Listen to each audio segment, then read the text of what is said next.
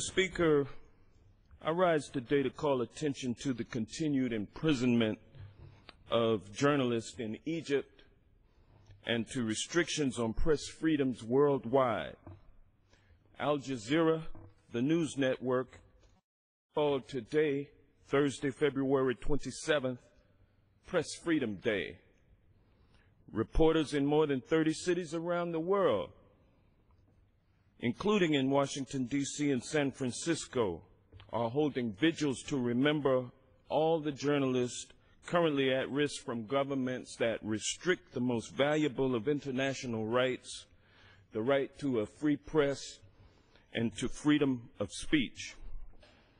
The military-led government of Egypt has engaged in wholesale repression of the media, especially outlets thought to be sympathetic to the Muslim Brotherhood, since overthrowing President Mohamed Morsi in June 2013.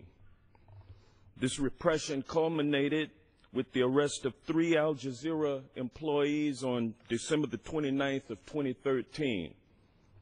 On that day, Egyptian authorities arrested 3 employees of Al Jazeera and accused them of spreading lies harmful to state security and joining a terrorist group.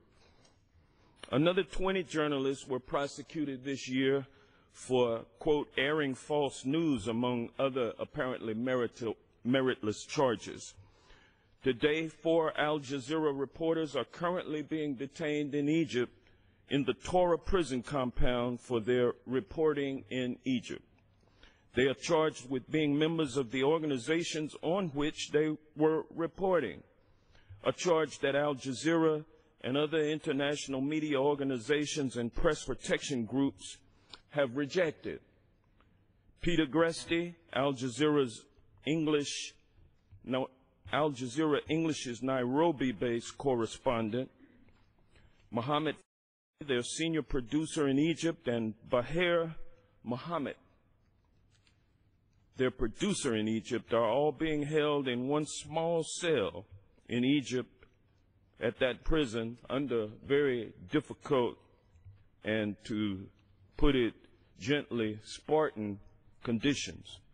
They are allowed out of their cell only 1 hour a day, and they have been detained since December the 29th. They had been separated, but I would thank the Egyptian authorities for at least bringing them together so that they can at least lean on each other for support. Abdullah al-Shami, the Al Jazeera Arabic correspondent, has been held since August of 2013 and has been on a hunger strike protesting his detention since January.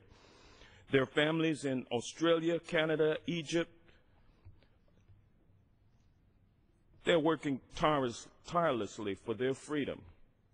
I can emphasize with the fear and concern that their families face each day, worrying about the physical and mental health of their loved ones. Locking up reporters has never stopped the world from finding out what is going on in a country, particularly in this modern world. Egypt is a proud nation with a proud history and has been a long-time ally of the United States of America. The Egyptian people, regardless of which government, party, or individuals they support, have made it clear their choice is one of democracy and freedom. For those goals to be achieved, freedom of the press and freedom of speech must be respected and promoted. I encourage the Egyptian government and the Egyptian judiciary to immediately release these 4 journalists, as well as all other journalists currently detained, and to allow all members of the news media to operate in an unrestricted environment free from harassment, censorship, and arbitrary arrest and detention. As White House spokesman Jay Carney has said, the restrictions on freedom of expression in Egypt are a concern, and that includes the targeting of Egyptian and foreign journalists and academics simply for expressing their views. Earlier this month, I sent a letter signed by 15 members of the Congress urging the Secretary of State to take immediate action to help secure the release of these journalists in Egypt And as Egypt struggles to find its identity, it's important for the international community to remind the Egyptian leadership and all world leaders of the need for a free press. Free those journalists. A free society requires a free press. I yield back. The chairman's time.